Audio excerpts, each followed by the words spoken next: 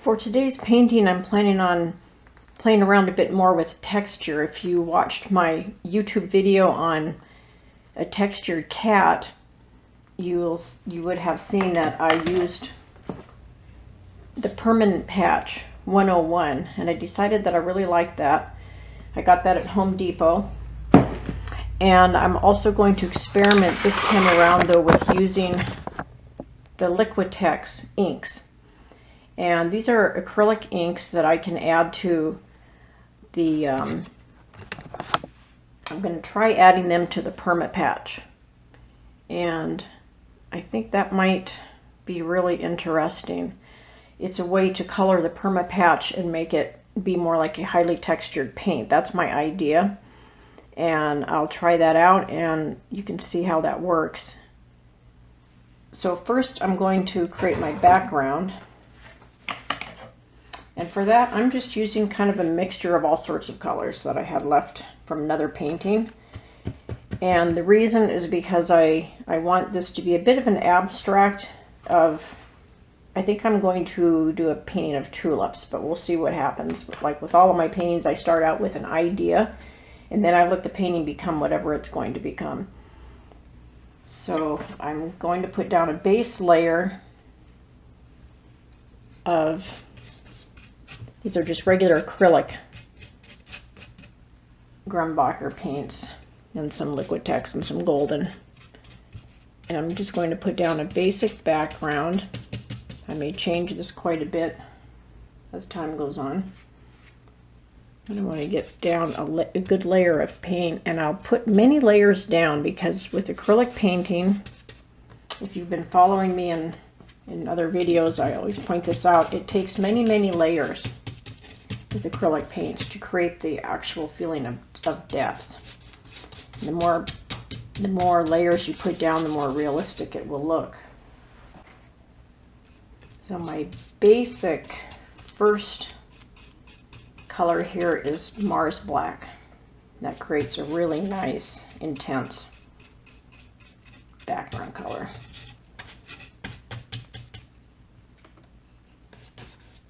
I paint the sides and I come around a little bit onto the front.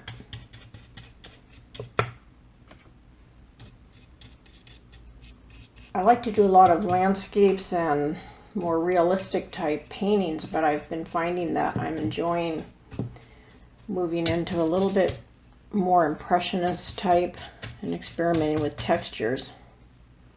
So as you paint and try new things, you'll start finding your own niche. I can't wait to see how these acrylic inks work with the texture paste that I got. The texture paste is a bit flexible. It's not like plaster. It doesn't dry hard like that. It dries more like a rubber. It's meant to be for patching walls, and it's sort of like a cross between caulk and plaster. And I've done a lot of home remodeling work, and so I have had to do a lot of wall patching, and if you use just plaster over time, you'll get the same crack back again. So this stuff works really well for that. And I decided to try it on my canvases. I think that might work really well also. It's running about 113 to 122 degrees in Phoenix right now, but the only thing I can do is be indoors painting. My paints dry fairly quickly. The birds aren't not very happy outside. You might hear them squawking. I have several pans of ice water out there. It's kind of fun watching them bathing in the ice water, flapping their wings around. I don't know how they're surviving. So at this point, I'm starting to mix in a little bit of blue with the black. I just take and dip I take the paint and I dip my brush right in there, and then I dip it right into the black. I don't really worry too much about what comes out. I'm purposely just sort of playing around. And here's a little bit of green and some black. And this is a fairly dark background. This is, that's a little too dry. That was a little bit of purple. That was a little bit of purple metallic paint that was real pretty that I used on another project. I keep my paints in these styrofoam trays. And this is a nice size tray. I just pick it up at Walmart. I can fit it in a large Ziploc bag. And I actually did this project a couple of days ago with a class that I did here out of my home with some people. We used the same technique that I'm doing here, but then we went on and did stencils and other things. But I saved that paint because good quality acrylic paint is pricey. And even here in Arizona, this is still good.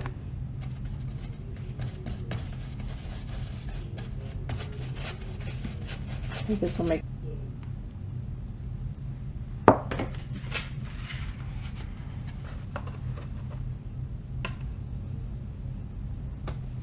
I just picked up a little bit more green, mix that with the black. So this area here might be good to have a lot of greenery coming into it. So this is why I start out with an idea in my head, but depending on how this turns out, I might change things up. I may end up seeing something else, another thing that I recommend to people. Like the women who came to my house the other day, turn your canvas around and you may decide that, wow, you really like another angle a lot better, another direction.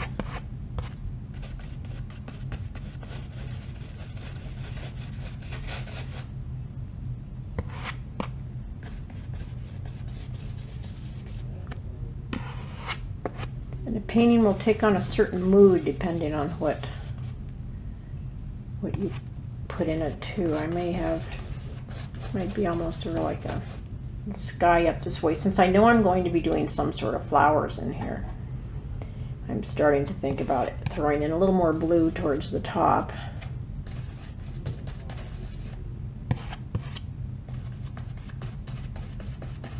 But not losing my background that I already have down.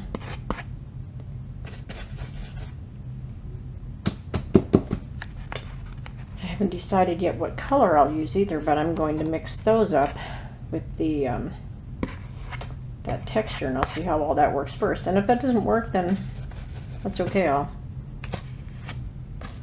come up with another plan.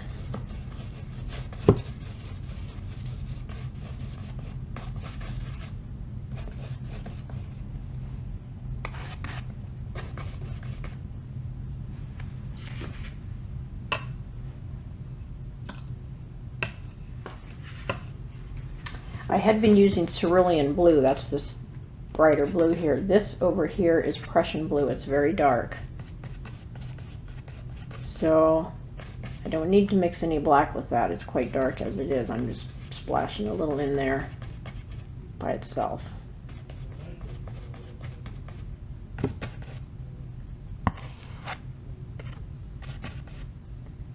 It can make that green a little bit darker too. So after I get my base layer down here, I'll have to be patient and make myself just wait. Let this dry. This really does have to dry before I start throwing down textures.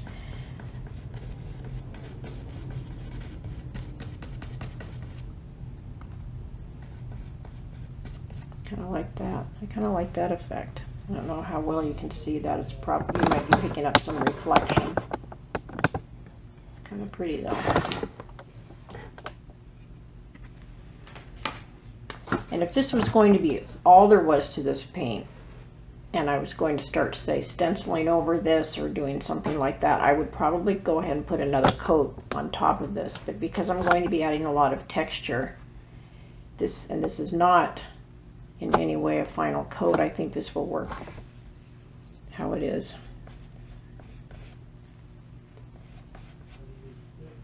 So even though this is an abstract, I still kind of look for overall composition. There's a little blue up in here, so I balance that with some blue down through here. And this green just sort of circles around.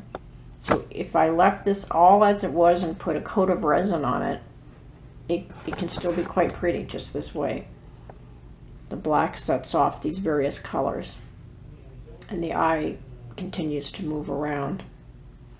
But I will let this dry now, and in the meantime I'll kind of experiment with mixing some of the mixing some of those inks.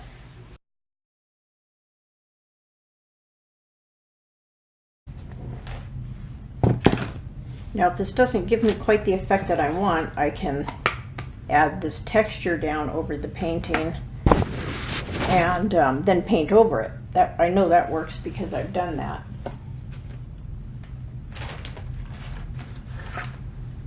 So I'm going to take just a little dab of texture, put it on my plate there, and this comes with all the basic colors, primary colors. That's black. I don't really need black since I have a lot of black going on here already. And this is an umber, which is sort of like a dark brown. I would like some, I think I'm going to try some red. And I can tone it down a bit with white. Now I can tell it's separated a little in here, so I think I need to probably shake it up. Shake lightly before use. It's always good to look at directions. And this is an acrylic. This is Naphthol Crimson ink, but an acrylic ink, so it's fairly vivid in color. So we'll just see. I want to use a different,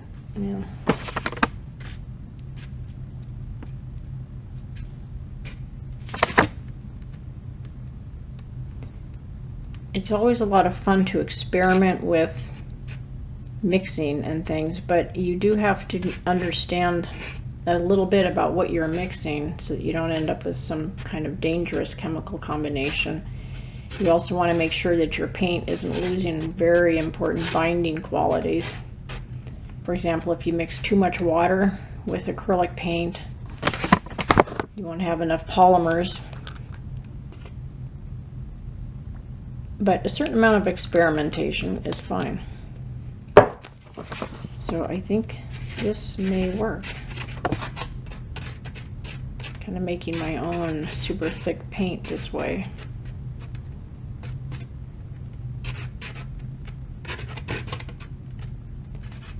But I think what I might do, I don't want this to dry out on me, so I think I'm going to do my mixing with something else. I have popsicle sticks. I might use that. Or I have a lot of these. I can use that as well. So I'm going to need, I think I may need, I might add a little, I wonder what would happen if I threw in a little blue and made that a little bit more purplish. That might be kind of pretty.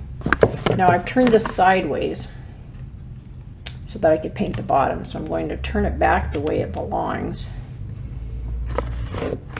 See about throwing in a bit of, shake that a little bit. A little blue to see if I get a nice purple. So when you're mixing colors and paints, you also have to go back to what you learned as a child about mixing colors. It's maybe not, it's kind of a muddy purple. It's not really the purple I was going for. So I'm going to add a little more red to that.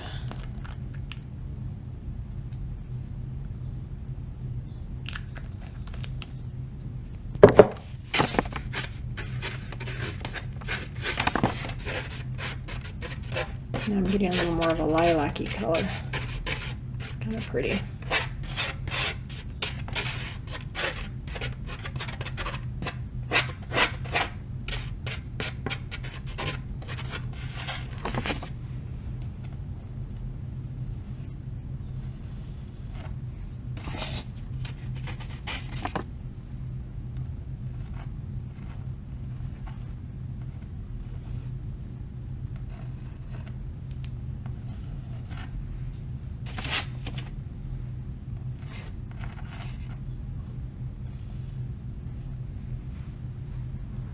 Yeah, that's kind of pretty.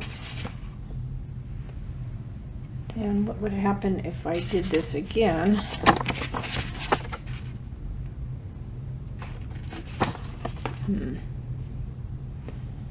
This is white, and I'm not going to use the white because my paste is a white, so I don't really see the point of that. But I have yellow that I can mix with blue, and that would give me a green. I also have some dioxazine purple acrylic paint. Regular acrylic paint. And a little touch of that as well. That's real pretty.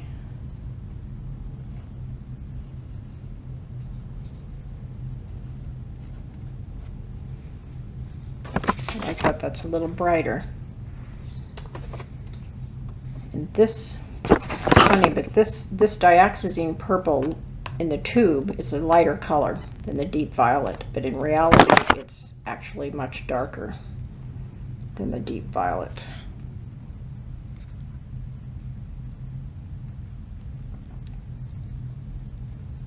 The deep violet is actually lighter there, you can tell.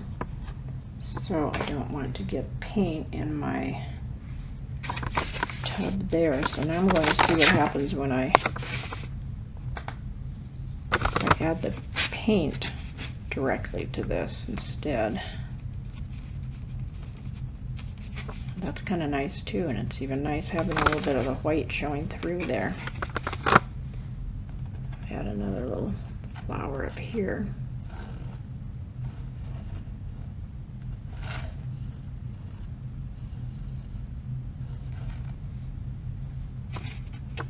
This one's just a bit brighter.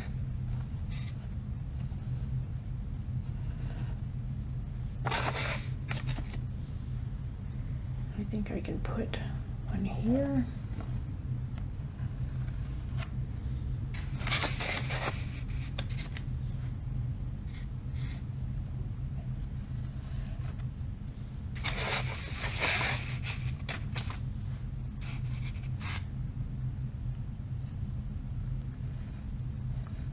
Now this is much lighter. We'll see how it dries, but any place that shows through, if I don't like that, I can always change it, but I may end up liking it just fine.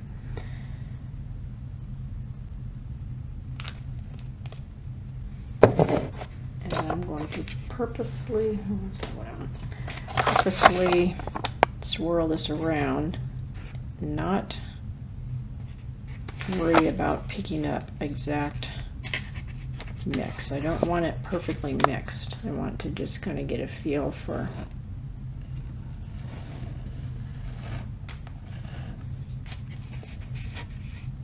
I want to have instead of one homogeneous color. I'm trying to say I want to just have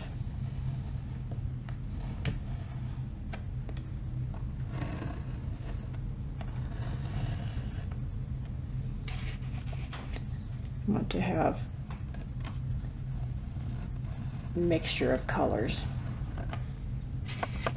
Here it's just a matter of getting a feel for how much greenery I want. So those are just sort of the hint of a little bit of a stem.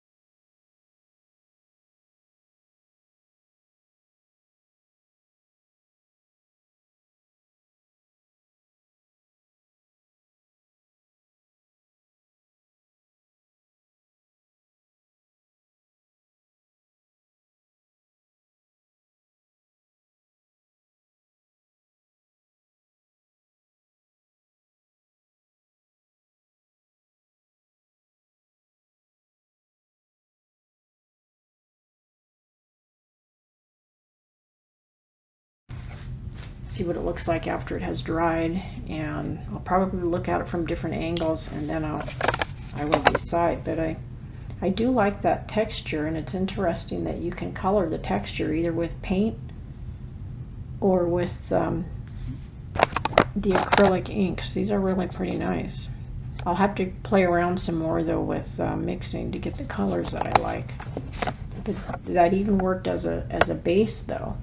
And anytime you can come up with a combination of things that works for you, you want good quality paint and you want good quality textures and things, but when you stick 100% to art supplies, it can get a bit pricey. And the reason that I was looking at this in the first place is I'm thinking about doing a fairly large painting, and to buy molding paste and things in small containers is expensive, and getting it in a large container is even more expensive. So I was looking for alternatives to that. And if this works on patching a house exterior or a large area of an interior of a house that is meant to be painted and it goes down over paint, then I knew it would work on this. I'm quite happy with that. After letting this sit overnight, I decided I am actually pretty happy with it.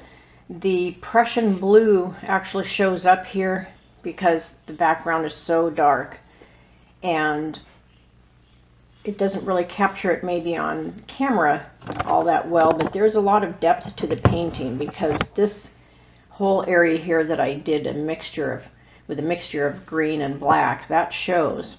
And then there's this little bit of blue here and there, and that kind of draws the eye in. But I feel like it's not quite finished yet. I'm really happy with the acrylic ink. The yellow worked very well, mixing it with my permanent patch. I came up with that real pretty kind of buttery, it's almost like, it was like smearing butter around the canvas. I like that, or maybe more like frosting. And this is such a vivid yellow, it was quite pretty. For some of the other colors, as you saw, trying to mix my own purple with the blue and red, it was a little bit muddy, so I came back then with acrylic paint. So I think what I'll do in the future is I'll use a mixture of the acrylic inks with my permanent patch, and I'll work more with the color on that, and then I'll also bring in the acrylic paints. And then between all of those things, I think I'll be pretty happy. But today, what I'll do to finish the painting is, I noticed a couple of things. I need a little bit more detail in here, just something to kind of brighten this up a little bit. And I decided to come back and add a little bit of yellow in here in the inside of the tulip. And I think I'll leave these alone. I was thinking of doing something with them. I'll decide that as I go. And then I'm going to put maybe a few more streaks of this real pretty Prussian blue out in here to kind of keep the eye moving around here. To me, this is sort of a bit of a dead space right here. And then the only other thing, I don't know if you can see it on the camera there, but there is difference in the sheen with the different paints. The flowers don't have shine to them, probably because of the patch. When I mix that, there's no gloss, and that's okay because they're all just the same. But I want my background to be more even, and the black has a lot more sheen to it, and so do the areas with the green. But where there's just a splash of blue, there isn't really any sheen there. It's little dull spots, and it's nice for your eye to go there to see the color, but not to see a difference in sheen. So when I'm all finished, I will go ahead and I think I'll just spray the whole thing with my crystal clear, Krylon crystal clear, and that will make an even finish for me.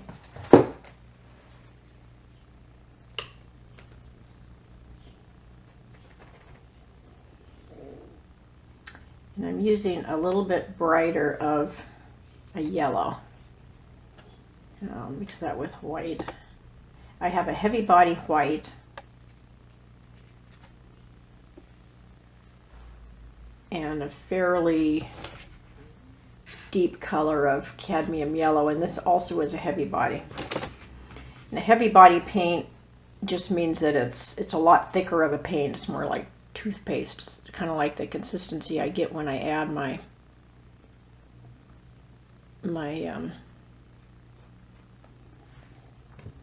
permanent patch.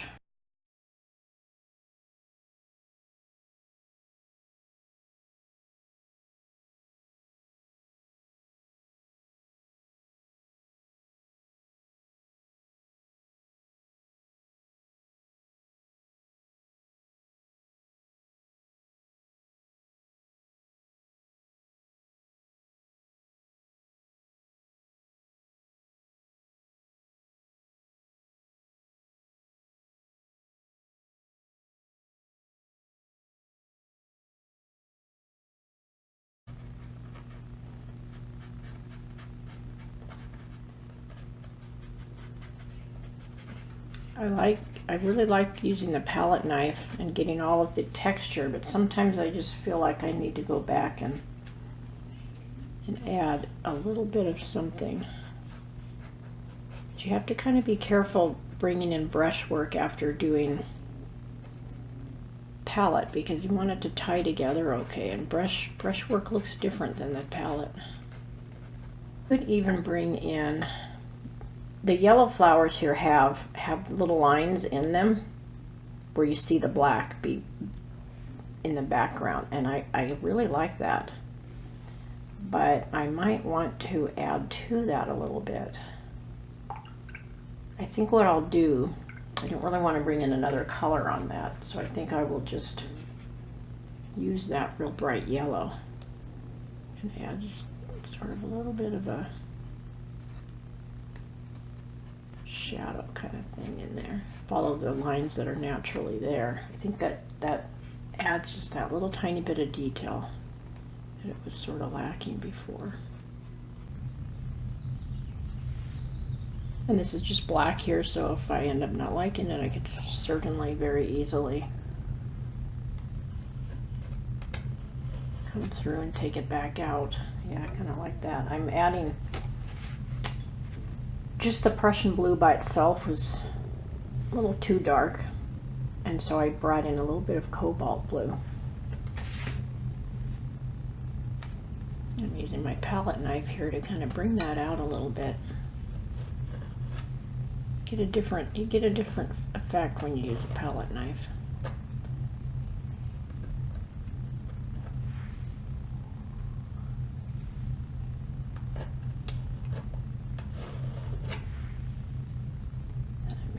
A little bit in down here.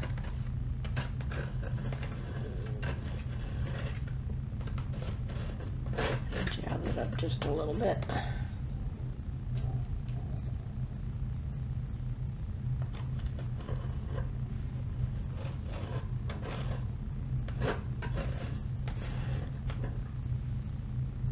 Yeah, I think I'm pretty happy with that. This already has just a little hint of green to it, and so I don't want it to make it look like a square box. If I put blue in every corner, then I'm afraid that would happen. So I think I'm just going to kind of end it right there.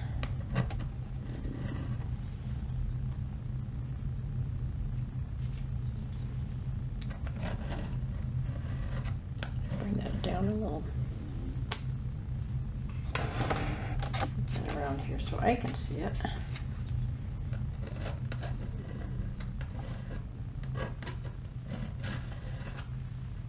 There we go. Okay, so now I'll let that dry, and I think that will probably be the finish, other than giving it a spray of the finishing coat. And I don't always do that with paintings, but like I said, I kind of want the finish to be uniform, so I will spray on just a top coat, and that's it. So